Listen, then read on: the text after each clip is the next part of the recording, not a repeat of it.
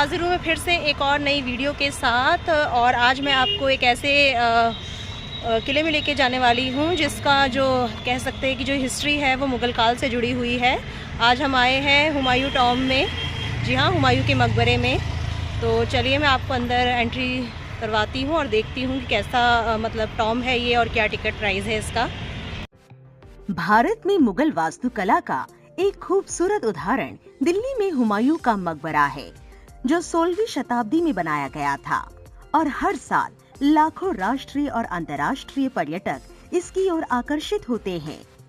स्मारक में मुगल सम्राट हुमायूं का मकबरा है और खूबसूरती से सदियों पुराने आकर्षण और सुंदरता को समेटे हुए है।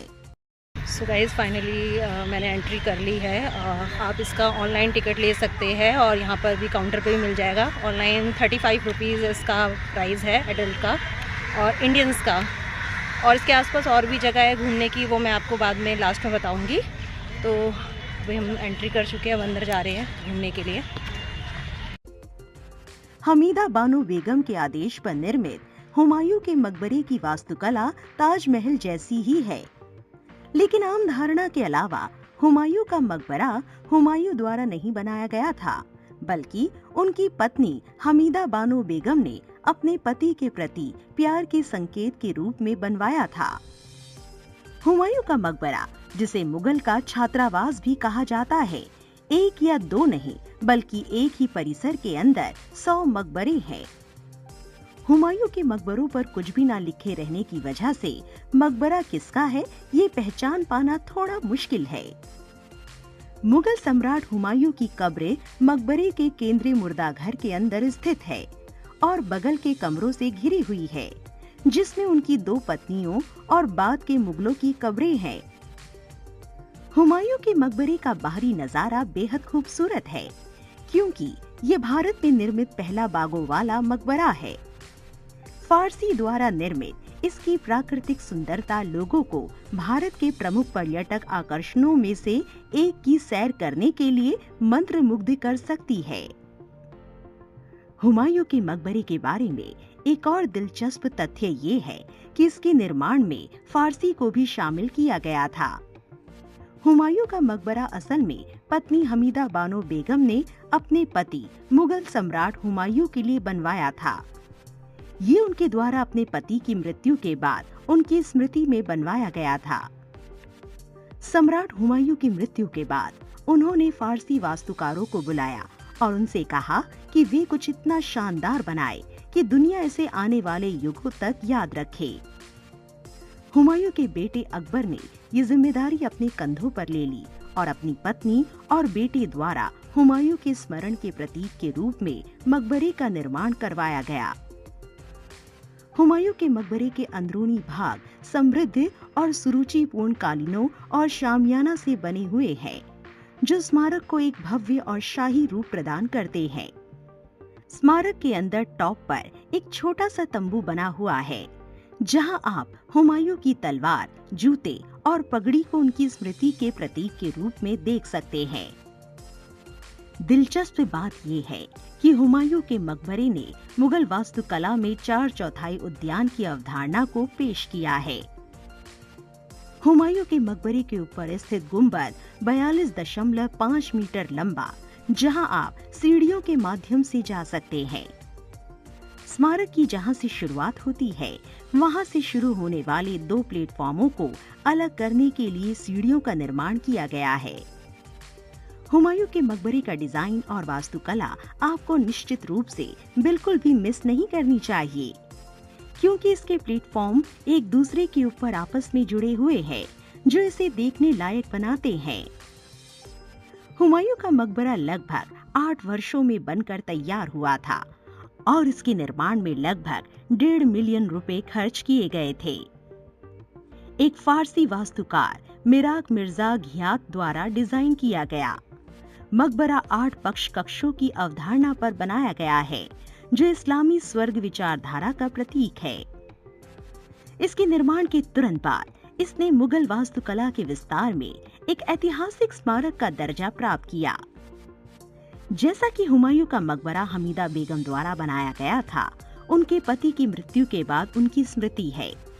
मुगल सम्राट शाहजहां को अपनी पत्नी मुमताज महल के निधन के बाद कुछ भव्य और स्मारक बनाने की प्रेरणा मिली।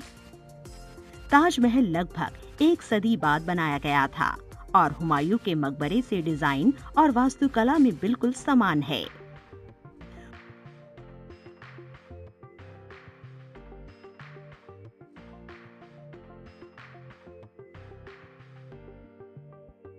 हुमायूं का मकबरा सोमवार से रविवार तक सुबह 6 बजे खुलता है और शाम के 6 बजे बंद हो जाता है।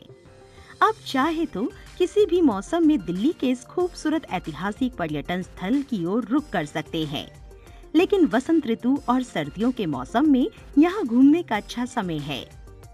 दरअसल गर्मियों के दौरान गर्मी और वर्षा ऋतु में बारिश आपकी घूमने की योजना में बाधा उत्पन्न करने का कारण बन सकती है। हुमायूं के मकबरे के आसपास ऐसी कुछ जगहें और स्मारक भी है जहां आप घूम सकते हैं। उदाहरण के लिए बू हलीमा का मकबरा और उद्यान, जो हुमायूं के मकबरे के पश्चिमी प्रवेश की ओर स्थित है। इसके अतिरिक्त 4 बाग गार्डन, जो हुमायूं के मकबरे से लगभग 4 किलोमीटर की दूरी पर स्थित है। वहीं हजरत निजामुद्दीन औलिया की दरगाह हुमायूं के मकबरे से 1 किलोमीटर की दूरी पर मौजूद है। दोस्तों, ये मकबरा बहुत ही खूबसूरत है। मुझे तो बहुत ज़्यादा पसंद आया ये मकबरा। और अगर आप यहाँ आ रहे हैं तो इसके आसपास और भी जगह है घूमने के लिए। इसके ठीक सामने सुंदर नर्सरी भी है, तो आप इवनिंग में वहाँ आ सकते हैं। बहुत ही प्यारा व्यू आता है इवनिंग में, और नहीं तो मॉर्निंग में भी आ सकते हैं। और साथ ही है यहाँ पर निज़ामुद्दीन औलिया की दरगाह, जो कि मैंने आपको अपनी लास्ट वीडियो में दिखाई थी। और वहाँ पर आपको वो भी मिलेगी, मिर्ज़ा गालिब की जो मज़ार है वो भी वहाँ नज़र आएगी आपको। तो काफ़ी कुछ है इस एरिया के आसपास ही। तो अगर आप यहाँ आ रहे तो और चीज़ें भी यहाँ पर आप कवर कर सकते हैं। हुमायूं के मकबरे में घूमने के लिए आपको सबसे पहले प्रवेश शुल्क देना होगा, जो भारतीय लोगों, बिम्स्टेक और सार्क देशों के पर्यटकों के लिए 35 रुपए का है। वहीं अंतर्राष्ट्रीय पर्यटकों के लिए यहाँ का प्रवेश शुल्क लगभग 500 रुपए है और 15 साल से कम उम्र के बच्चों के लिए यहाँ कोई प्रवेश शुल्क नहीं है। अगर आप इस मकबरे में जाकर वीडियोग्राफी करना चाहते हैं तो आपको उसके लिए 25 रुपए अलग से देने होंगे। हुमायूं का मकबरा दिल्ली के हजरत निजामुद्दीन रेलवे स्टेशन से लगभग 2.8 किलोमीटर की दूरी पर स्थित है, जहां से आप टैक्सी या फिर ऑटो रिक्शा लेकर इस मकबरे तक पहुंच सकते हैं। अगर आप बस से आते हैं तो सराय काले खां बस डिपो इस मकबरे के काफी निकट है। इसके अतिरिक्त हुमायूं के मकबरे के निकटतम मेट्रो स्टेशन की बात करें तो वॉयलेट लाइन पर जवाहरलाल नेहरू मेट्रो स्टेशन है और साथ ही जंगपुरा मेट्रो स्टेशन भी है, जहां से आप ई रिक्शा के जरिए यहां आ सकते हैं।